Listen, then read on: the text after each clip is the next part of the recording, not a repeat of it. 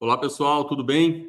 Eu prometi gravar um vídeo aqui, às vezes, né, gravar vídeos respondendo as perguntas que vocês colocam como comentários aqui, principalmente dos devocionais que a gente faz diariamente, de segunda a sexta, às 8 horas da manhã. Inclusive, se você não participa, está convidado. Peço que você já deixe o like aqui nesse vídeo, compartilhe o link, porque nós, respondendo dúvidas aqui no canal, a gente acaba por auxiliar muitas pessoas a compreender questões que são questões comuns dentro da vida cristã, dúvidas comuns. Então, vamos lá, eu tenho aqui especificamente 4 dúvidas que eu reuni, que foram aí dos últimos dias, e respondê-las-ei. Então, vamos lá. Primeira pergunta. A pergunta é do Ben-Yur. Ele está dizendo assim: Fernando, a sua fala sobre Deus não ter parte neste mundo, isso não flertaria com o catarismo? Jesus encarnou-se, tornou-se corpo, matéria, e ressuscitou também em corpo. Também o apóstolo fala que podemos enxergar Deus na criação. Se tudo que existe, matéria, é irreal, logo também é um mal em si. Se Deus não tivesse parte nesse mundo, por que enviaria o seu Santíssimo Filho para morrer por nós e nos libertar do pecado? É o que muitos ateus argumentam, que Deus, se existe, não dá a mínima para nós. Então vamos lá. Aqui, às vezes, talvez você não consiga entender muito bem aqui o contexto da pergunta, porque as perguntas se dão ao longo dos devocionais. Então, em algum devocional, eu falei sobre a participação de Deus no mundo, sobre matéria e espírito. Então, vamos lá. Vamos pegar aqui a pergunta do Ben-Hur e vamos deixar isso claro. Deus, ele cria o mundo ali na criação em 6 dias que a gente tem em Gênesis. Essa criação se dá por uma forma e um corpo diferente. Nós sabemos que Deus é espírito, a própria Escritura diz, porque Deus é espírito. Deus é espírito, mas ele não cria o mundo espiritual, né? Quando ele cria o planeta Terra, ele cria o planeta Terra físico. Então ele traz à existência algo que corporalmente difere dele mesmo. Ok, então aqui não temos muito problema. Deus cria o mundo, obviamente, perfeito. Deus não cria nada que não seja perfeito, porque isso é até impossível por ele ser perfeito. Então, Deus cria o mundo perfeito, mas nós sabemos que com o pecado, com a transgressão, não apenas o homem transgride moralmente, o homem, ele não apenas ele cai moralmente, mas o homem, ele destrói toda aquela criação material, porque toda a criação material se torna permeada de corrupção, é a expressão que é utilizada na Escritura, que todo o mundo anseia pela redenção. Nós sabemos qual é o futuro deste mundo, né, do planeta Terra. Quando nós olhamos ali no Gênesis, você vê que antes de Deus dar início à criação do mundo, o planeta já existia, né? Diz o texto em Gênesis, no capítulo 1, que o Espírito de Deus pairava sobre a superfície das águas. Então, o Espírito de Deus, ele não estava dentro dos oceanos, né? E ele nem estava no universo. Ele pairava sobre a superfície, né? Então, acima da flor da água, o Espírito de Deus, de Yahvé, ele pairava ali. Então, você veja que quando nós olhamos ali no Gênesis, nós vemos a criação do mundo. Criação do mundo não significa a criação da matéria do planeta Terra, mas sim a criação do mundo que o homem vive. Aqui tem um conceito que vamos abordar aqui de forma mais breve possível, que é um conceito bem complexo. Que é um conceito que, inclusive, permeia toda a cultura humana ao longo dos milênios, em toda a Terra. Você vai encontrar isso tanto no Oriente quanto no Ocidente, enfim. Que aquilo que nós chamamos de mundo é o mundo habitado. Então, como na língua portuguesa a gente tem o vocábulo terra, né, terra mesmo, de areia, né? Como na língua portuguesa a gente tem o vocábulo terra e o nome do planeta, ele é esse planeta Terra. Então, às vezes a gente se confunde um pouco, porque fica parecendo que quando Deus criou, ele criou o planeta. Né? É claro que o planeta foi criado por Deus, todas as coisas foram criadas por Deus. Mas o Gênesis, né, a criação em 6 dias, não é a criação do planeta Terra, mas é a criação do mundo. Por que do mundo? Porque o homem, né, ser humano, o ser humano ele é um ser terreno, ele é do planeta Terra, e ele é um ser terreal, ele pertence à Terra, não ao planeta Terra, mas à Terra, né, Terra-solo. Então, Deus, ele pega do solo e cria o homem. Agora, olha que curioso, lá em Gênesis 1, nós temos toda a terra, né, o solo, ele está coberto por água. Então, o que nós entendemos ali no início do Gênesis é que você tem o planeta Terra. Esse planeta Terra, ele é composto, né, ele tem o solo, né, a sua superfície, mas essa superfície está toda inundada por água. Então, o planeta inteiro, né, 100% do planeta era inundado por água. Então, o que Deus faz? Ele ordena que surja terra seca. O que aconteceu, na verdade? Nós tivemos ali uma porção de terra que estava inundada subindo à superfície e ficando fora da superfície. E assim ela vai secando e vai se tornando uma porção de terra seca. Dessa terra seca, Deus, do pó dessa terra seca, Deus tira o homem, ele cria o homem. Então, o homem é literalmente, por isso eu uso essa expressão, o homem é um ser terreal e um ser terreno. Ele pertence ao planeta Terra, o homem ele não foi criado para viver no Sol, na Lua, nas estrelas. O homem é do planeta Terra, porque ele foi feito do planeta Terra. E o homem, ele vem do solo. O homem vem do solo, da Terra mesmo. Então, o homem ele é feito para viver aqui. E daí você tem o Gênesis em 6 dias, a criação no Gênesis em 6 dias. A criação ela é toda voltada para essa habitação do homem, ou seja, Deus está criando o mundo para o homem habitar. Então, com essa criação do mundo para o homem habitar, Deus está fazendo aquilo que a gente chama hoje, na linguagem moderna, né? O meio ambiente, né? O meio no qual o homem pode habitar, né? Um meio que seja um meio ambiente para o homem. Então, quando nós temos essa compreensão, nós estamos vendo a necessidade de toda a materialidade, todo mundo físico, para que o homem possa viver no planeta Terra. Mas nós sabemos que Deus ele não necessita disso. Deus não necessita de luz, de água, de alimento, porque Deus é espírito, ele é de outra ordem. Então, sendo assim, nós temos a criação perfeita, mas a criação perfeita para o homem, a criação terreal. Quando o homem peca, quando o homem transgride a ordem de Deus, o homem contamina toda a terra. E daí nós temos, então, o destino dessa terra. Aquilo que é tornado imundo, aquilo que é tornado inútil, qual é o fim? Passar pelo fogo. Porque o fogo ele é o elemento purificador de todas as coisas. Então, nós vemos, por exemplo, no final das Escrituras, nas últimas epístolas, epístolas petrinas e também no Apocalipse, que Deus ele vai destruir o planeta Terra. O planeta Terra não vai ser salvo. O planeta Terra não vai ser redimido, mas sim ele vai ser destruído. Então, Pedro viu essa destruição e ele nos conta, em palavras infelizmente breves, mas está lá nas suas epístolas, como esse planeta inteiro será queimado, incendiado por Deus com um calor tal que ele se tornará uma massa informe. Ou seja, Deus vai literalmente derreter o planeta Terra. E depois que Deus derreter o planeta Terra, nós compreendemos que nós voltamos justamente ao estágio de Gênesis 1. Porque esse planeta Terra vai se tornar, continua sendo o planeta não vai explodir, destruir, ele continua sendo o planeta, mas ele vai se tornar um planeta com apenas toda a sua matéria, todas as suas materialidades derretidas e fundidas em uma só. E a partir daí, Deus criará nova terra. Então, por que Deus vai criar nova terra?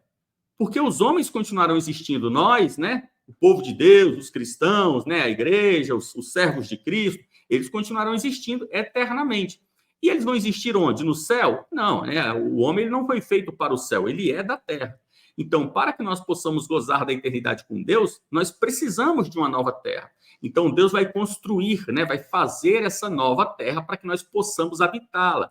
Então, tem diversas características nessa nova terra, que são, inclusive, muito curiosas, que estão descritas pelo apóstolo João no Apocalipse. É muito curioso, por exemplo, essa nova terra, ela não terá oceanos que dividem porções de terra de porções de terra. Falando aqui no popular, nós não teremos continentes, né? Vai ser um bloco de terra só. Todas as pessoas poderão ir e vir livremente, não serão impedidas pelos mares e estaremos todos numa mesma porção de terra. Ou seja, nós estaremos na terra, no solo, todos no mesmo solo. E nós teremos ali a cidade santa, né? Que é a Nova Jerusalém, que é o centro de todo esse planeta, né? O centro de toda essa terra, onde habitarão os homens. Portanto, esse mundo material, esse mundo físico, ele não tem parte com Deus. Porque além de ele ser físico, ou seja, ele ser de outra ordem, ele é também corrompido.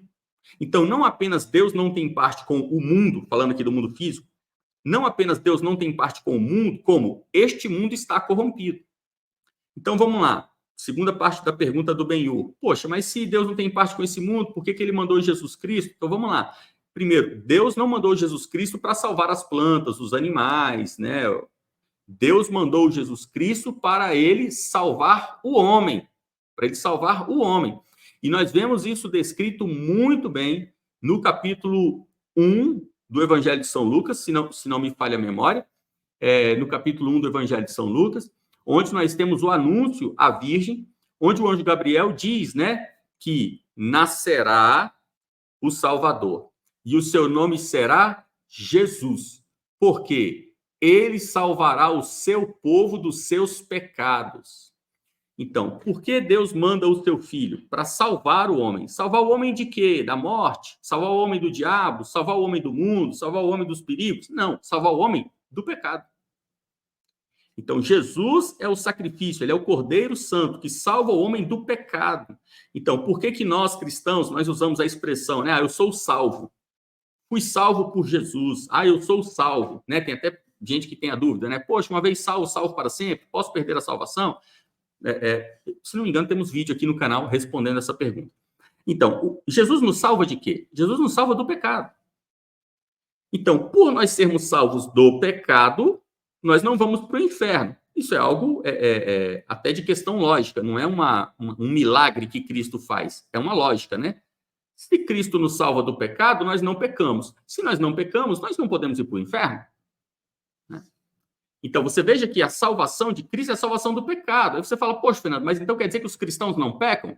Sim e não. Veja, né? Aqui tem uma questão até um pouco... É interessante, né? O cristão, ele não peca no sentido de... Ele não vive no pecado. Né? O cristão, ele não é alcoólatra, ele não tem amante, ele não usa drogas, ele não é avarento, ele não é espancador. Isso está em várias epístolas, né? Tanto de Paulo como de São Tiago e João, enfim, os apóstolos dizendo que aquele que está em Cristo, ele não está no pecado. Você não pode ser cristão e, ao mesmo tempo, você ser usuário de drogas, né? Você não pode ser cristão e, ao mesmo tempo, você ter um caso extraconjugal, porque você está no pecado, né? A pessoa, ela está vivendo no pecado. Agora, veja, o cristão, ele comete pecados. Pecados que não são seus. Pecados que não compõem o seu ser, a sua natureza, a sua vida, porque ele vive em Cristo, mas ele erra, ele tropeça, né? Então, por isso, o próprio Jesus nos ensina a orar, né? Livrai-nos do mal. Então, você veja que Jesus nos salvou do pecado, mas mesmo assim nós precisamos orar pedindo para que Deus nos livre do mal. Porque pode ser que mesmo sendo santos, porque todo cristão ele é um santo, né? Então, mesmo sendo santos, nós podemos cair numa tentação, vacilar e cair num erro da nossa velha natureza, então nós podemos cometer um pecado. Então, quando o Benhur fala sobre o catarismo foi uma heresia que existiu ao longo do tempo, que é uma heresia que teve vários revivals, né? Ela vai e volta sempre, ela nunca vai acabar essa heresia. Que é uma heresia que, no fundo, ela diz respeito à natureza de Cristo. Essa heresia diz assim, o mundo, ele é composto por bem e mal. Então, você tem o bem e o mal. Você tem o certo e o errado. E esse bem e mal, ele se divide entre matéria e espírito. Então, aquilo que é mal é a matéria, aquilo que é bom é o espírito. Se você vive em Cristo, você vive espiritualmente. Se você vive fisicamente, você vive no pecado. Então, Jesus, quando ele nasceu da Virgem, ele não nasceu num corpo físico. Jesus não era um ser humano. Ele era Deus andando pelo mundo. Isso é uma heresia. Porque nós aprendemos, de acordo com a sã doutrina e todos os credos da igreja, eles nos mostram que Jesus ele tinha duas naturezas.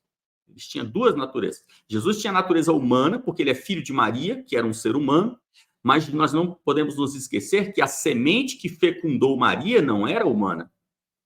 Então, Jesus ele é filho de Maria, ele é humano, mas ele é filho de Yahvé, ele é espírito.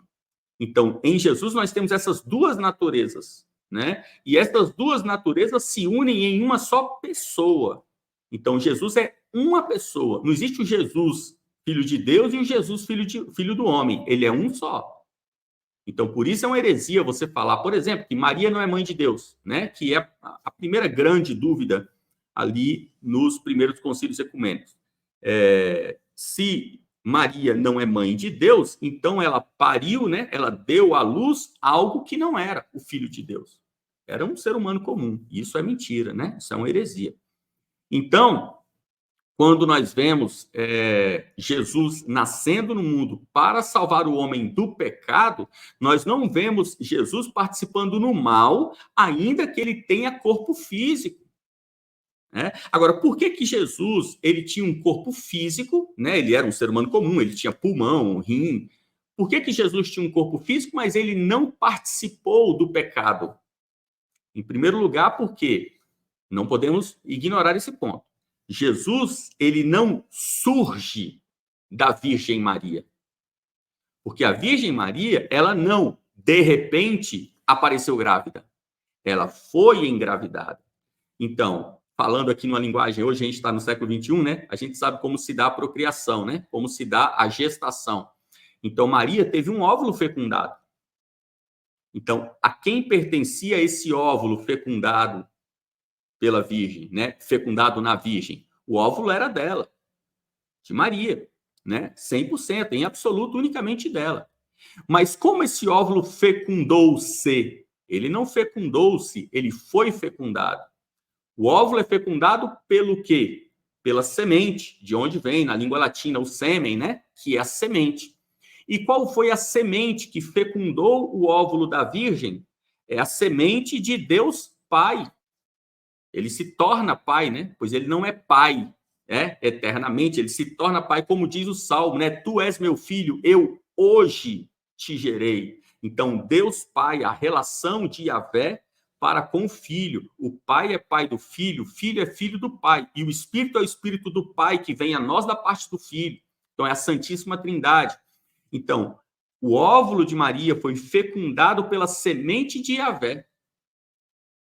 Então, não podemos ignorar isso, né? Aquela gestação foi uma gestação miraculosa, bendita, porque foi uma gestação que recebeu semente espiritual em óvulo material. Então, Jesus, ele não pode participar do pecado. Jesus, ele não pode herdar o pecado de Adão. Por quê? Porque a semente de Jesus, ela é uma semente pura. Jesus não nasce de semente adâmica. Jesus não nasceu de um espermatozoide.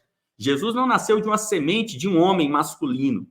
A semente da qual Jesus veio é a semente divina, semente do próprio Yahvé. Então, a natureza de Cristo é a natureza de Yahvé. Ele é filho de Yahvé, fecundado na Virgem Maria. E por isso ele nasce, quando ele nasce um bebezinho de carne e osso. Ok? Então, isso não é catarismo, né? Então, nós não estamos falando assim, ó, tudo que é físico é mal. Não, não é isso, porque nós teremos um corpo físico. E o exemplo do Ben-Hur é bem colocado. Quando Jesus ressuscita, ele ressuscita em corpo. Paulo deixa isso muito bem claro na carta aos Tessalonicenses. É impossível, não existe ressurreição que não seja no corpo.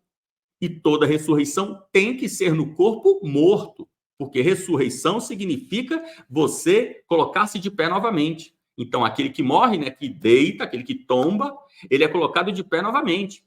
Então, toda ressurreição é de corpo morto. Então, Jesus morreu, o corpo dele ficou morto ali no sepulcro. E aquele corpo que estava morto, ele se levantou novamente. Então, tirou as suas faixas, como as mulheres viram as faixas lá no sepulcro após a ressurreição de Cristo. Então, esse mundo físico é um mundo que será destruído em absoluto. Então, você veja que depois do juízo final, depois do novos céus e nova terra, não haverá nem um átomo sequer deste velho mundo no novo mundo. Porque os nossos corpos que morreram, eles se levantarão novamente, mas glorificados. Eles ressuscitarão glorificados, eles serão transformados, é o que Paulo diz aos Tessalonicenses, nem todos morrerão, mas todos serão transformados. Então, até aquelas pessoas que estiverem vivas quando do retorno do nosso Senhor, elas terão os corpos transformados. Nunca vão morrer, né? Nunca vão ter passado pela morte. Aquelas pessoas vão estar vivas. E elas não vão morrer para ressuscitar, elas serão transformadas, ok? Então, eu acredito que ficou claro. Vamos lá para a dúvida número 2. A dúvida número 2 é a dúvida do Fabiano. Fabiano e Cris. Fernando, você já leu o livro do Tom Holland sobre domínio? Poderia fazer esclarecimentos sobre a teologia do domínio ou dominionismo? Vamos lá, posso sim. Vamos esclarecer esse ponto aqui.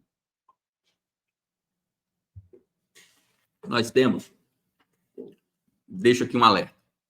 Nós temos um grupo, nos últimos 2 séculos existe um grupo que é um grupo perito, especialista. Eles são os mestres nessa área. É um grupo perito em criar narrativas. Esse grupo é o grupo dos comunistas. Os comunistas, eles são os maiores criadores de narrativa de todos os tempos. Eles têm uma estratégia de criação de narrativa que a gente não consegue ter. É impossível lutar com eles nesse campo aí. Por quê? Por diversos motivos, nem vamos entrar nisso aqui, que é mais sobre ciência política. Mas eles dominam os meios de comunicação. Então, quando os comunistas querem criar uma narrativa, da noite para o dia, eles inventam uma história com início, meio e fim, com passado, presente e futuro, com base bibliográfica, o que você quiser. Então, os comunistas, nos últimos anos, e aqui no Brasil, especificamente no ano de 2023, no ano passado, eles criaram uma narrativa que é a narrativa de que a igreja, principalmente a igreja evangélica, porque toda essa luta ela gira em torno da política, a igreja evangélica ela está trabalhando organizadamente numa estratégia de dominação. E daí criou-se essa expressão, teologia do domínio, teologia do dominianismo. Tudo isso é balela. Então, vamos lá. O amigo está citando o livro do Tom Holland, que é um autor aí que, inclusive, é publicado em português também. Esse autor tem muitos livros, ele publicou diversos livros e tem vários em português. Mas eu vou resumir para você a história. O livro do Tom Holland não trata especificamente da teologia do domínio como os comunistas estão propagando no Brasil, mas sim trata de uma compreensão teológica sobre o que é o domínio, o que é a expansão do reino. Então, vamos lá, vou explicar aqui o tema e não teologia do domínio, como está sendo pregado pelos comunistas. Então, os comunistas estão querendo o quê? Eles estão vendo que a igreja evangélica está em ascensão na América Latina há muitos anos, né? Há 50 anos, na verdade. E a igreja evangélica, ela vem, inclusive, ultrapassando, com tendência de ultrapassar a igreja católica. Isso quantitativamente falando na América Latina, tá? Quantitativamente falando. Ou seja, você vai ter mais membros da igreja evangélica, em geral, do que membros da igreja católica. Então, assim, os comunistas estão com muito medo de perder o poder, né? O Kratos. Eles estão com medo de perder o poder político, né? De perder os governos. Por que eles estão com medo de perder os governos? Porque a igreja evangélica, ela é naturalmente, literalmente, naturalmente, a igreja evangélica, ela é conservadora. E ela é uma igreja que, na política, se manifesta pela direita. Por diversas questões que nós nem vamos entrar aqui, tá? Deixo claro apenas parênteses. Não significa que o cristão não pode ser de esquerda. Não significa que você não pode ser um cristão social-democrata, liberal. Não significa isso. Não vou entrar nesse mérito aqui, repito, discussão sobre ciência política a gente leva em outro momento. Mas, naturalmente, a igreja evangélica, ela tende a participar do mundo social pela direita, representação política de direita. Então, os comunistas, eles precisam lutar contra a igreja evangélica naturalmente. Por que eles não precisam lutar naturalmente contra a igreja católica? Enfim, não vou poder entrar nesse mérito aqui, porque daí a gente teria que fazer uma aula sobre esse tema. Podemos até fazer isso um dia lá na escola. Mas a Igreja Católica, ela tem um trabalho que é um trabalho baseado numa teologia que foi criada no século XIX. Ela foi formatada no século XIX, no pré-concílio Vaticano I, que é a teologia do reinado social de Cristo. Então, entende-se na Igreja Católica que Cristo ele reina socialmente na Terra. Ou seja, o filho de Davi, a raiz de Jessé, ele reina no mundo. Ele reina não apenas por meio da igreja, num reinado espiritual do corpo místico de Cristo, mas ele reina no mundo por meio da igreja, atuando também nos poderes, né, nos poderes deste mundo, nos poderes de governo, poder social. Então, a teologia católica, nos 2 últimos séculos, ela entende que os povos, né, hoje, os países, eles precisam se render a Cristo.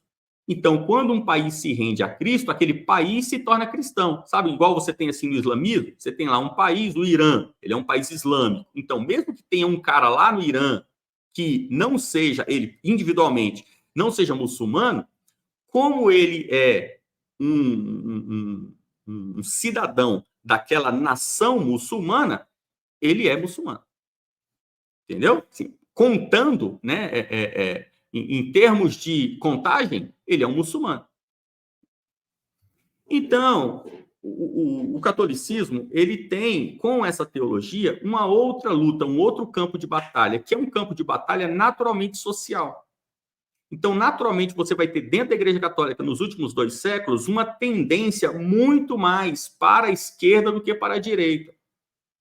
Então, por isso que a Igreja Católica, inclusive hoje, no século XXI, ela enfrenta tantos problemas na ordem política. Porque para a Igreja Católica é muito difícil, com a teologia do reinado social de Cristo, é muito difícil para a Igreja Católica ter uma postura que seja uma postura anti-esquerda. Então, a Igreja Católica, ela lutou muito fortemente, inclusive no século XIX, muito fortemente, ela lutou contra o liberalismo. Mas por que a Igreja Católica lutou contra o liberalismo? Porque o liberalismo é de esquerda? Não, não é isso. Ela lutou contra o liberalismo porque o liberalismo, como disse o próprio cardeal Newman, o liberalismo é o antidogmatismo, né? Então, a Igreja Católica, ela luta muito mais contra essa fragmentação do poder, porque a fragmentação do poder e o antidogmatismo, ele impede que haja um reinado social de Cristo. Agora, a Igreja Católica, ela precisa sempre estar preocupada com o aspecto social. Preocupado, por exemplo, no Brasil, com a questão da fraternidade, né? A Igreja Católica, ela sempre vai lutar pela união dos povos, pela paz mundial, né? Que é uma luta que a Igreja Evangélica, ela nem toma nota dessa luta, ok? Estou falando isso daqui sem a menor tendência de crítica. Estou fazendo uma análise aqui técnica, digamos assim, sobre a questão. Depois, se alguém quiser se aprofundar nessa história, a gente se aprofunda, né? Então, vamos lá. Inclusive, mais um parênteses. Nós vamos entrar agora, no mês de abril, nas aulas de teologia, de história da igreja, lá na escola. Você fica aqui convidado, vou colocar o link aqui embaixo do vídeo. Fica aqui o convite para você ser nosso aluno e estudar com a gente. Nós estudamos história da igreja todos os sábados e, em abril, nós vamos entrar no pré-concílio Vaticano I. Então, o nosso estudo de história da igreja ele é cronológico, né? Nós começamos lá no século IV a.C., e nós já estamos no século XIX. Então, a gente vai entrar agora no pré-concílio Vaticano I, concílio Vaticano I, concílio Vaticano II, e dentre tantos outros temas, porque o nosso estudo não é só da Igreja Católica, é da Igreja Cristã em geral, né, cronologicamente. Então, fica aqui o convite para você participar conosco. Então, voltando aqui ao nosso tema, quando você lê essas argumentações que estão sendo feitas no Brasil, você acaba acessando uma argumentação que dá a entender que existe uma teologia do domínio.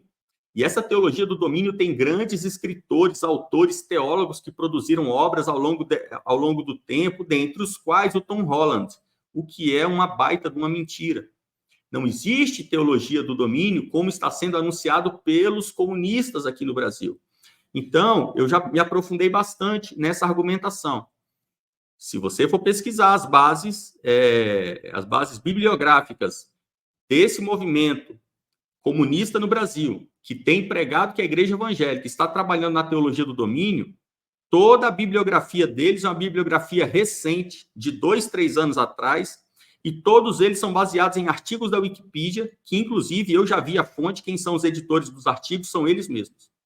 Então, eles foram na Wikipedia, criaram uma série de artigos na Wikipedia, criaram bibliografia citando eles mesmos, e com isso eles dão uma base de que, olha, tá vendo? Sempre existiu algo e vocês nunca perceberam. A gente percebeu, e agora estamos revelando a verdade para vocês. Os evangélicos, eles atuam na teologia do dominianismo. Pura palhaçada, isso nunca existiu. O que seria essa teologia do dominianismo do Tom Holland? Que não tem nada a ver, o livro dele não é sobre isso, não culpem o Tom Holland. Cristo, quando veio à Terra, ele anunciou a chegada do reino de Deus. Não nos esqueçamos. Jesus veio naquilo que nós chamamos, né, convenientemente, de século I. Quando Jesus nasce em pleno Império Romano. Então, Jesus nasce ali no reino da Judéia, Jesus nasce da tribo de Judá, e o reino da Judéia estava dentro do Império Romano. Então, Jesus nasce num tempo onde o seu povo era um povo, não vamos dizer escravizado, eles não eram escravos, mas eles eram dominados pelo Império Romano. Então, quando Jesus nasce, ele nasce num tempo onde todo o reino da Judéia esperava o libertador, prometido pelos profetas. E Jesus realmente é o libertador, não como eles imaginavam, mas ele é o grande libertador, porque ele liberta o homem do pecado. Então, Jesus, ele anuncia que está chegando um novo reino. Que reino é esse? O reino de meu pai. Tá, quem é o seu pai? Não te conhecemos, você apareceu do nada, quem é você? Eu sou Jesus de Nazaré, né? Ah, e quem é o seu pai? O meu pai é o Criador. Meu pai é Yahvé. Então, o reino de meu pai está vindo. Então, toda a pregação de Jesus é uma pregação da chegada do reino de Deus, porque ele se anunciava como filho de Deus. Então, veja só o que a gente está vendo na pregação de Cristo. Ele está no reino da Judéia, dentro do Império Romano, cuja capital fica na cidade de Roma, e ele está anunciando que está chegando um novo reino aí. E esse reino que está chegando é um reino ecumênico, né? A palavra ecumênico em grego significa mundo habitado. Então, Jesus está mostrando que esse reino que está chegando, ele vai conquistar toda a Terra, não o planeta Terra, como a gente disse na dúvida anterior, Terra, solo. Esse reino que está vindo aí, ele vai conquistar toda a Terra, ou seja, não haverá ninguém no mundo habitado que não estará submetido a esse rei. E esse rei é um rei grande e temível, como está escrito lá no livro de Neemias. Ele é um rei grande e temível. Então, quando ele vem destruindo todos os seus inimigos, mas ele é bondoso e misericordioso. Ou seja, se você se submeter a ele, ele poupa você e ele te traz, ele te inclui no reino dele para que você viva eternamente. O seu reino é um reino de justiça e paz. Então, é muito bom você se submeter a esse rei que está vindo. Submeta-se. Como que eu posso me submeter a esse rei que está vindo aí? É muito simples, basta você se submeter ao senhor do reino. Então, todo reino, ele tem um senhor, né? Como no Império Romano havia os Césares. Então, esse reino que está vindo, que é o reino de Yahvé, ele não é um reino no qual Yahvé reina, porque Yahvé, ele é espírito, ele não é desse mundo, ele está sentado no seu trono nas regiões espirituais. Mas ele coloca o seu filho como rei deste seu reino. Então, Cristo é o rei deste reino, mas não Cristo ali naquele tempo onde ele estava andando nas margens do Mar da Galileia. Ele mesmo anuncia várias vezes, as pessoas perguntam, né? Então, chegou a hora, chegou o reino, os discípulos, né? Poxa, chegou a hora do Senhor reinar, então, né, que eu esteja à sua direita, o outro à sua esquerda, vamos ver quem é o maior, quem é o menor, vamos ver quem vai ser ministro nesse novo reino, quem não vai ser. E Jesus fala, meu reino não é deste mundo. Meu reino não é deste mundo. Por que não é deste mundo? Porque ele não é deste mundo no qual nós vivemos, deste meio ambiente, deste mundo habitado que nós estamos, mas ele é deste planeta. Mas é porque é da nova terra. Então, na nova terra, como João vê no livro de Apocalipse, João vê, né, ele está no alto ele está no cume de uma alta montanha e ele vê a cidade santa de Jerusalém descendo pronta dos céus, pois foi edificada pelo próprio Deus, e ela desce pronta do céu, e lá tem um trono, e Jesus reina sobre toda a terra, a nova terra, lá a partir da cidade de Jerusalém. Então, Jesus anuncia a chegada de um reino, e esse reino é um reino que tem esse sentido imperial, né? Ele vem se expandindo. O reino chega, é estabelecido e vai se expandindo. E quem é o arauto? Quem é aquele que anuncia a chegada do reino? Quem é que vai na frente e vai anunciando, né? Tocando a trombeta, que vai anunciando a chegada do novo reino? É a igreja. Então, a igreja é o arauto de Cristo, né, que vai pelo mundo anunciando a chegada do reino de Deus. E quando a igreja vai anunciando, muitos se submetem a esse reino e são inseridos nesse reino. Muitos se dispõem a lutar contra esse reino. Ok, maravilha. Vão lutar contra o reino, então. Então, nós vemos que a teologia, ou seja, a ciência, o conhecimento a respeito do Theos, né, a lógica, né, a lógica do Theos, ela é uma lógica de expansão territorial. O reino de Deus, ele chega e ele vai se expandindo por toda a terra. Então, nós temos um domínio. Cristo, ele vai dominando, e nós vemos no capítulo 2 dos Salmos, o próprio Yahvé dizendo a Cristo, né? Pede-me e te darei as nações por herança, né? Então, Cristo, ele ressuscita, assenta-se à destra de Deus, de Yahvé, e Deus diz a ele, né?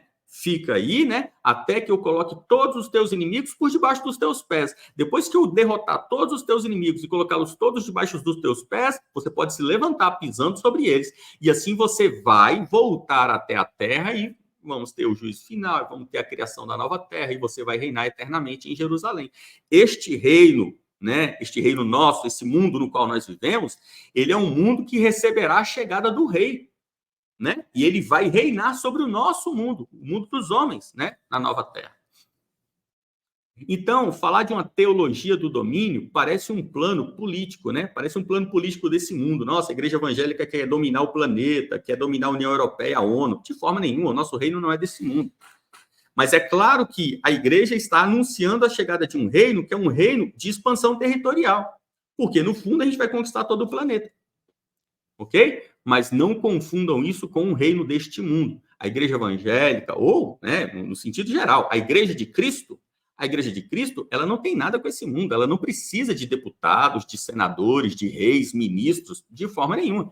A igreja evangélica, a igreja cristã, ela pode muito bem viver nos tempos de perseguição, como nos Césares, ou no tempo onde ela está imiscuída na política, como no século XIX na Inglaterra, ou hoje, né, imiscuída aí na democracia.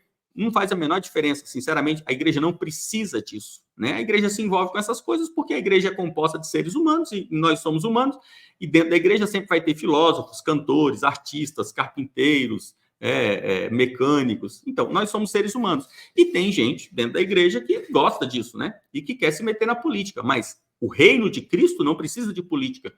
O reino de Cristo não precisa sequer da adesão de pessoas. Jesus não precisa de voto. Jesus não precisa ser eleito, né? Jesus não precisa de nada disso. Então, ele vai estabelecer o seu reino pela força, né? As pessoas concordando ou não com ele, ele vai estabelecer o seu reino. Todos aqueles que se opuserem a ele serão derrotados. Então, vamos lá. Terceira pergunta.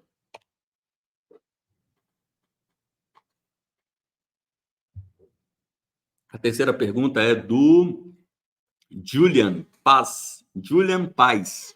Fernando, qual a sua opinião sobre a campanha da fraternidade da Igreja Católica deste ano? Vamos lá. A campanha da fraternidade é algo que não tem muita relevância. É porque no Brasil existe uma confusão, principalmente por quem não é católico, né, que não sabe como é o funcionamento da Igreja Católica, mas a Igreja Católica passou por grandes revoluções, principalmente no século XVI, com o advento dos estados nacionais, o surgimento das nações, né? E aí a gente teve o advento da nacionalização da igreja. A igreja católica, né? A igreja cristã, na verdade, ela nasce com um sentido de corpo único, né? Então, ela nasce com o objetivo, né? Com a ideia, estou falando aqui dos cristãos, dos seres humanos, né? Século 1, 2, 3, 4. A ideia de que eles iam se espalhar por toda a terra. E, espalhando-se por toda a terra, eles comporiam uma comunidade única.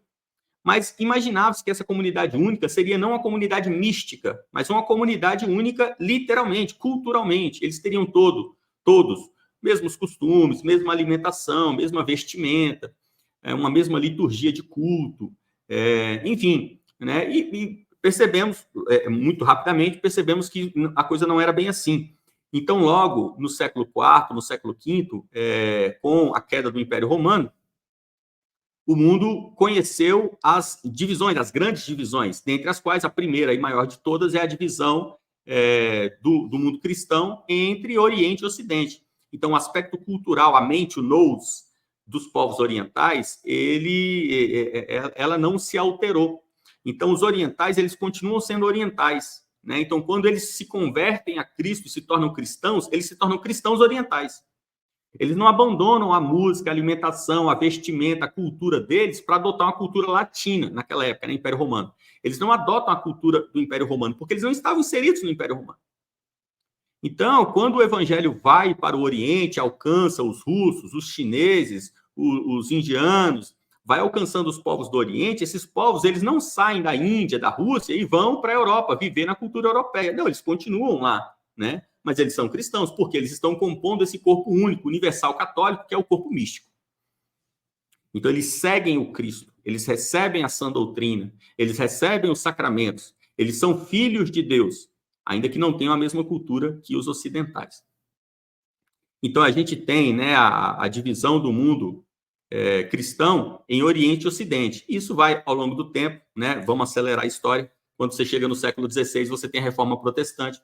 E a Reforma Protestante, ela vai se dar com a nacionalização da igreja. Então, agora, não apenas a gente vai ter igreja oriental e igreja ocidental, você vai ter a igreja alemã, né? E depois vai ter a igreja da Dinamarca, a igreja da Holanda, a igreja da Inglaterra, né? Que é a igreja dos ângulos, né? Que é a igreja anglicana, e assim vai. Então, com essa nacionalização das igrejas, o Brasil, né, que é século XVI também, né, descobrimento do Brasil, então, enquanto estava rolando a reforma protestante na Europa, o Brasil aqui estava com seus primeiros governadores, né, vindos da coroa portuguesa. E ali nos próximos séculos, século XVII, XVIII, a gente vai ter também uma espécie de uma nacionalização da igreja no Brasil. A gente vai ter assim, uma igreja de cultura brasileira, né? Isso vai ficar muito forte no século XIX. Mas a gente vai ter no Brasil, né? Como quando a gente estuda lá na escola, né? Até aquele episódio, né? Lembra aí das suas aulas de história quando você estava lá no ensino médio, do padroado, né? No Brasil. Então, assim como vai haver uma nacionalização na Europa, alcançando toda a Europa, basicamente livrando-se a Península Ibérica, né? Com Espanha e Portugal, e, de certa forma, a França, o Brasil também vai ter uma cultura brasileira, ou seja, a Igreja Católica no Brasil, ela não é uma igreja de uma cultura europeia, né? Então, você tem... porque não tem como ser diferente. Você tem sempre elementos, né? É diferente você ir na Igreja Católica no México e no Brasil. Você vai ver coisas na Igreja do México que são um pouco diferentes da igreja brasileira. Então, claro que no aspecto dogmático, a estrutura é universal. Mas, no aspecto cultural, é impossível, porque não existe a cultura católica. Existe a cultura de povos, a cultura mexicana, chilena, brasileira, haitiana, e assim vai. Então, quando a igreja chega num país, ela não pode chegar naquele país e atuar de forma que não absorva nada daquele país. Você veja que, por exemplo, por muitos séculos, a igreja conseguiu manter o idioma. Então, você rezava a missa em latim. Então, você mantinha, assim, o aspecto idiomático, né? A questão econômica financeira você consegue manter, porque as finanças que são entregues, como dízimos e ofertas às igrejas nos países, elas vão sendo todas centralizadas para o Estado do Vaticano, e aí você tem a sustentação da igreja em todo o mundo, como que vindo da sede, né? Vindo da Praça de São Pedro. Mas quando a gente tem, hoje, é impossível a manutenção dessa estrutura. Então, hoje, quando você vai na Igreja Católica na Argentina, você vê a missa sendo rezada em espanhol. No Brasil, em português? É claro que sim. Então, isso já são aspectos culturais, pois não se fala português no Vaticano, né? Na Itália, em Roma. Então, no Brasil, nós temos a CNBB, que é a Confederação Nacional dos Bispos do Brasil. E a CNBB... ela tem essa atuação, que é uma atuação, o pilar sobre o qual está estruturada a CNBB é o ecumenismo. O ecumenismo que não é algo... Estou falando aqui ecumenismo, mas essa palavra no Brasil ela é estranha, né? A gente fala ecumenismo, já dá até arrepio, né? Porque você fala ecumenismo, aí você já pensa assim, o cara abandonando os seus dogmas e aceitando qualquer coisa. Então, qualquer um pode ser católico, ainda que não seja católico. Então, não é isso que eu estou falando, né? O ecumenismo, não vou aqui fazer críticas à CNBB aqui. Estou só explicando a questão técnica, né? A pergunta é sobre campanha da fraternidade.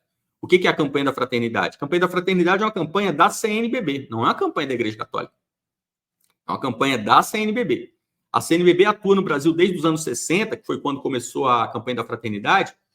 A CNBB atua no Brasil com fins ecumênicos, né? ela atua com uma campanha. Então, o que é uma campanha? Campanha é um projeto, uma aventura, né? Campanha vem da Idade Média, quando se faziam campanhas, né? Se juntavam várias pessoas com vários carros, né? Carroças, carruagens, e eles iam em viagem, em comboio, em grupo, né? Isso era uma campanha. Então, a palavra campanha ela foi aculturada por nós aqui, né, no Brasil, com esse sentido, né? Quando eu faço uma campanha, eu estou juntando um monte de gente e estou indo rumo a alguma coisa. Então, a campanha da fraternidade é um movimento da CNBB buscando que os católicos do Brasil eles se unam num movimento de buscar fraternidade. O que é fraternidade? A relação entre irmãos. Então, a campanha da CNBB ela sempre vai ter o mesmo mote geral, mote da fraternidade, um mote fraterno, para que as pessoas vivam em fraternidade. Então, inclusive, eu até estava vendo aqui no Google, né, o lema deste ano, né, da campanha Fraternidade desse ano. A campanha da fraternidade desse ano é Fraternidade e Amizade Social. Amizade, nós sabemos, amizade é você encontrar os pontos em comuns, né? O que é uma amizade social? Na sociedade, você tem uma diversidade de unidades, né? Então, na sociedade, nós vamos encontrar os pontos que nos unem. Os pontos que nos separam, nós vamos ignorá-los, porque nós vamos nos basear nos pontos que nos unem. Então, quais são os pontos que nos separam? Milhões, né? Cor da pele, sexo, idade, classe social, enfim, cultura. Mas isso não importa, nada disso importa. Nós vamos buscar aqui dentro da sociedade uma amizade, os pontos em comum, para que a gente veja, poxa, tudo bem, você é negro, eu sou branco, você é pobre, eu sou rico, você é mulher, eu sou homem. Mas, enfim, né, esses são os pontos que nos separam. Mas quais são os pontos que nos unem? Vamos buscar uma amizade social? Então, esse é o objetivo da campanha da fraternidade desse ano. Infelizmente, eles basearam o lema da campanha num verso, que é um verso que está sendo deturpado, porque o verso que eles estão baseando, que é Mateus 23, verso 8, ele não diz o que a campanha está dizendo que diz, né? Mateus 23, verso 8, diz assim, estou com o texto aberto aqui na tela, né? A Bíblia, né? Mas vós não sereis chamados de Rabi, porque um só é o vosso mestre, o Cristo, e todos vós sois irmãos. Eles pegaram só esse finalzinho, né? Sois todos irmãos. Aí isso é uma deturpação do texto. Porque com esse recortezinho do finalzinho do texto de Mateus 23, 8, dá a entender de que todo mundo da sociedade é irmão. Isso é mentira. Isso é mentira. Então, esse é o lado negro, esse é o lado ruim do ecumenismo pregado pela CNBB. A CNBB não busca um ecumenismo entre os filhos de Deus. Ela busca um ecumenismo dos filhos de Deus com os filhos do diabo. Então, quando eu coloco, por exemplo, quando você vê o vídeo da campanha da fraternidade desse ano, você vê no vídeo aparecer uma moça com o hijab, né? Aquele véu do islamismo, né? Então, um católico, ele não é irmão de um muçulmano. Não tem como. Então, ele não é irmão do muçulmano. Não tem como fazer ecumenismo entre católicos e muçulmanos. É impossível. É impossível. Então, a campanha da fraternidade, ela é algo que é necessário a gente saber a verdadeira dimensão. Muitas pessoas acham que a campanha da fraternidade é assim, o projeto, o plano de ação da Igreja Católica neste ano. Não é, gente. Não é. Isso é o plano da CNBB. Tá? Então, mesmo que você seja católico, quem é católico sabe disso, né? Estou falando aqui mais para o público que não é católico. Mesmo a pessoa que é católica, e daí a campanha da fraternidade? Né? Estou nem aí. Eu não preciso seguir a campanha da fraternidade por ser católico. Né? Então, vamos lá. Próxima pergunta, última pergunta. A pergunta do Franklin. Boa noite, vou deixar uma pergunta. Cuidar do corpo via atividade física, correr, academia, por exemplo, seria contrário ao que está posto neste capítulo 1 da Epístola de Paulo aos Romanos, então, Romanos 1. A possibilidade de conciliação entre isso e a palavra de Deus? Então, vamos lá. Franklin, né? Romanos 1 não fala disso aí, não. A questão não é essa, não. Romanos 1 é outra história. Romanos 1 é Paulo falando sobre como ninguém em qualquer tempo, em qualquer época, em qualquer lugar do planeta, ninguém pode usar a desculpa de que, mas eu não recebi a pregação cristã, então não é justo eu ir para o inferno, porque eu nem sabia que tinha céu. Isso é balela, isso é conversa fiada. Porque o evangelismo, ele não é, uma informação intelectual, racional, que eu passo para você, que a partir dessa informação racional, você entende todas as coisas. Eu giro uma chave na sua cabeça. Então, você veja só, Paulo está explicando ali em Romanos 1 que... Vamos pegar o texto de Romanos 1? Vamos colocar na tela? Lembrando que nós temos devocional aqui nesse canal, na Epístola aos Romanos, tá? Então, quem quiser ver Romanos no detalhe, faz o nosso devocional, porque lá a gente está pegando todo o livro toda a Epístola aos Romanos e vendo versículo por versículo. Mas vamos lá, eu vou abrir na tela aqui, vou abrir o texto aqui na tela só para que todo mundo possa ver juntos, né? Então, vamos lá, deixa eu pegar aqui o início.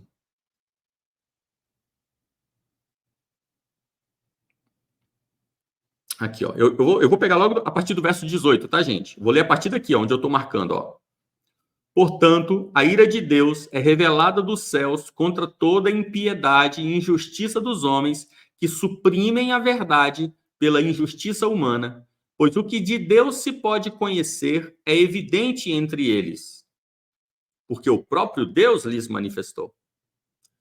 Pois desde a criação do mundo, os atributos invisíveis de Deus, seu eterno poder e sua natureza divina, têm sido observados claramente, podendo ser compreendidos por intermédio de tudo o que foi criado, de maneira que tais pessoas são indesculpáveis, porquanto, mesmo havendo conhecido a Deus, não o glorificaram como Deus, nem lhe renderam graças. Ao contrário, seus pensamentos passaram a ser levianos, imprudentes, e o coração insensato deles tornou-se em trevas. Então, o que Paulo está mostrando é, aqui, verso 20, desde a criação do mundo, os atributos invisíveis de Deus. Quais são os atributos invisíveis de Deus? São dois. 1, seu eterno poder. 2, sua natureza divina. Então, tanto o eterno poder de Yahvé quanto a natureza divina, ou seja, Yahvé não é deste mundo, então tanto o poder eterno dele, o poder que não conhece começo nem fim, tanto o poder eterno quanto a natureza divina, isso você não precisa da igreja para saber. Você não precisa ir para a igreja, você não precisa ser evangelizado, você não precisa que um missionário chegue no seu país para você ver o eterno poder e a natureza divina de Deus. Então, o que a igreja faz com as missões, com o evangelismo? Ela entrega outra notícia. A notícia que a igreja entrega não é a notícia de Yahvé, é a notícia do Filho de Yahvé. Eis que hoje vos nasceu na cidade de Davi o Salvador, que é Cristo, o Kyrios, o Senhor. Então, esse é o evangelho. A igreja ela vai em todo o planeta anunciando que o Redentor nasceu. Né? Hoje, a gente anuncia, né, que ele nasceu há 2000 anos atrás. Mas ele nasceu, então, ele nasceu, ele viveu, morreu e ressuscitou por nós. Esse é o evangelismo. O evangelismo não fala de Deus, Yahvé, existe Deus. Não, não é um evangelismo teísta, é um evangelismo cristão. Né? Por quê? Porque o teísmo, você não precisa de evangelismo para saber. Então, é disso que está falando Romanos 1. Cuidado com o corpo é outro ponto da doutrina cristã. Quando você olha no Novo Testamento, a gente está vendo ali, novamente, século I, né? Ali as epístolas do Novo Testamento são basicamente escritas ali em torno do ano 40 até o ano 60. Quase tudo do Novo Testamento é produzido ali entre o 40 e o 60 do século I. Nós estamos dentro do Império Romano. No Império Romano havia uma filosofia, um jeito de viver, né? Uma cultura romana. Essa cultura romana era, na verdade, uma cultura grega, porque o Império Romano surge da dominação do Império Grego de Alexandre o Grande e Filipe. E a cultura grega era uma cultura que buscava o alcance da integralidade humana. Então, o homem, masculino, né? O homem, ele só podia se tornar pleno quando ele alcançava a plenitude do corpo e da alma. Né? Você encontra isso em Platão, em diversos diálogos. Fédon, Fedro, Timeu, né? No Banquete, a República. Então, o que era o homem perfeito? Era o homem que alcançava a maturidade do corpo e a maturidade da alma. A maturidade do corpo, o homem só alcança quando ele está saindo da vida adulta. Isso segundo a filosofia grega, que seria aos 50 anos. Então, o homem macho, né, masculino, o homem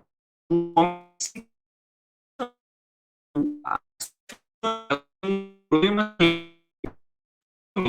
à medida que ele cresce em sabedoria, ele decresce em saúde física. Ou seja, quanto mais sábio eu fico, mais o tempo passa. Só que quanto mais o tempo passa, mais velho eu fico. O que tem como consequência que o homem sábio, ele é sempre o homem velho. Então isso é um problema, porque quando o homem se torna sábio, ele se torna fraco no corpo, começa a adoecer e morre. Então, qual era a lógica ali da filosofia grega? Esse homem perfeito, aquilo que Nietzsche, né, também vai abordar já no existencialismo, é que nós precisamos ter um super-homem. Esse super-homem é impossível, né? Então, o que ele seria? Ele seria um homem jovem sábio. Ou ele seria um homem sábio e jovem. Ou seja, eu chegaria na maturidade da minha alma, eu ficaria inteligente, sábio, mas eu ainda teria o meu corpício de 30 anos, né? Aquele corpo de homem jovem, bonito, né? Então, na filosofia grega, buscava-se isso de outras formas, né?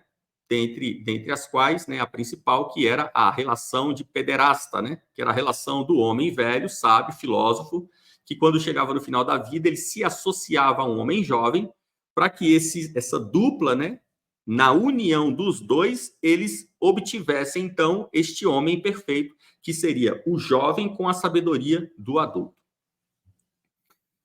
Quando a gente vê, no século I, a doutrina cristã, que era a doutrina de Jesus Cristo, que foi passada aos apóstolos, e também aos apóstolos, não os 12, né, mas os seguintes, como o próprio apóstolo Paulo, o mais conhecido deles, esses apóstolos passam a pregar uma doutrina de vida. O que é doutrina? Doutrina é a forma que você pode viver para agradar a Deus. Existem várias formas, não existe uma forma, né? Existem várias formas. Então, dentre essas várias doutrinas que existem, você tem alguns elementos que são pilares. Santidade é um pilar, gratidão a Deus é um pilar, vida de mortificação da carne é um pilar, congregação é um pilar. Então, tem vários pilares, né? Mas agora, nem tudo na doutrina cristã é dogmático. Ou seja, nem tudo é um pilar. Tem coisas que você não precisa fazer, né? Ninguém é obrigado a usar uma roupa X ou Y. Ninguém é obrigado a comer carne vermelha ou não comer carne vermelha. Então, Paulo fala sobre isso nas cartas aos Gálatas e aos Colossenses. Paulo fala bastante sobre isso. Então, nós não podemos entrar no legalismo. A gente tem que saber a diferença entre dogma e lei. Dogmatismo e legalismo. O cristão, ele tem que ser dogmático. Não existe cristianismo não dogmático, mas ele não pode ser legalista. Então, aquilo que não é dogma não pode ser imposto como se fosse. Dentro dessa doutrina, o apóstolo Paulo, especificamente o apóstolo Paulo, ele prega que não é correto, não que seja pecado, não é pecado, mas não é correto, não está adotado na correição, não é algo que frutifique para a eternidade o cuidado com o corpo. Então, Paulo vai falar, né? Porque os cuidados com o corpo, de pouco se aproveitam. Não é pecado. Ah, quero malhar, quero desenvolver o meu bíceps, meu tríceps, meu peitoral. Cara, cada um faz o que quer. Nesse ponto aí, não existe um dogma nesse ponto aí. Só que o que Paulo está mostrando é, beleza, você vai lá e você vai cuidar do seu corpo, você vai buscar saúde física. Tá, e daí? Amanhã você fica doente e morre. Você é atropelado, morre. Ou no final, todo mundo vai morrer, né? Tá, morreu. Tá, e o que adiantou? Não adiantou nem nada, né? Então, lá na Nova Jerusalém, não vai ter o cara bombado e o cara com a espinha curva, né? Lá na Nova Jerusalém, não vai ter a mulher com as coxas malhadas e a mulher com as coxinhas finas. Então, assim, tá vendo como isso é uma coisa totalmente idiota, né? Esses cuidados com o corpo são coisas totalmente... coisa bem típica desse mundo mesmo. São coisas que não se refletem na eternidade. Se não se reflete na eternidade, para que você vai perder tempo com isso? Então, essa é a lógica.